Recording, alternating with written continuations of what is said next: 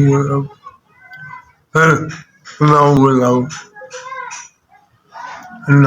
ਮੇਰਾ ਮੀਆਂ ਹੈ, ਇਹ ਮੇਰੀ ਬੱਚੀ ਹੈ ਤੇ ਇਹਨਾਂ ਦਾ ਫਾਲਾ ਦਾ ਦਿਮਾਗ ਕੁਛ ਵੀ ਨਹੀਂ ਕਰ ਸਕਦੇ, ਬੋਲ ਵੀ ਨਹੀਂ ਸਕਦੇ। ਇਹ ਬੱਚੀ ਹੈ, ਸਾਰਾ ਨਿਜ਼ਾਮ ਇਹਨੇ ਸਿਰ ਤੇ ਇਹ ਕਰਦੀ ਹੈ, ਅਸੀਂ ਰੋਟੀ ਗੁਰਦੀ ਖਾਣੇ ਆ।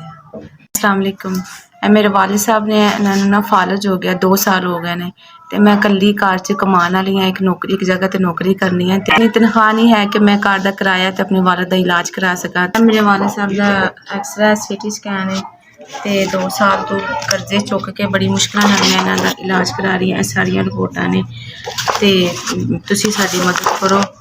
मेरे को मेरी तनख्वाह इन्नी नहीं है कि मैं इन्हां दा इलाज भी करा सका, घर दे किराया बिल दे सका, घर की रोटी चला सका।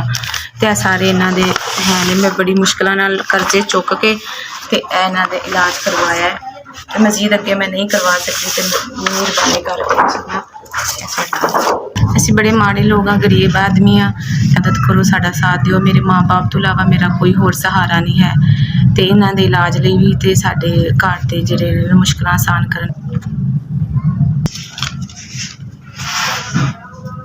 5000 रुपया SVS तुसीं साडी मदद कीती ते अल्लाह तुहानूं कामयाब करे, तरक्कियां दे, कामयाबियां दे, तुहाडे इदारे नूं वसी करे ते हमेशा इस तरह तुहाडा इदारा चलदा रहे।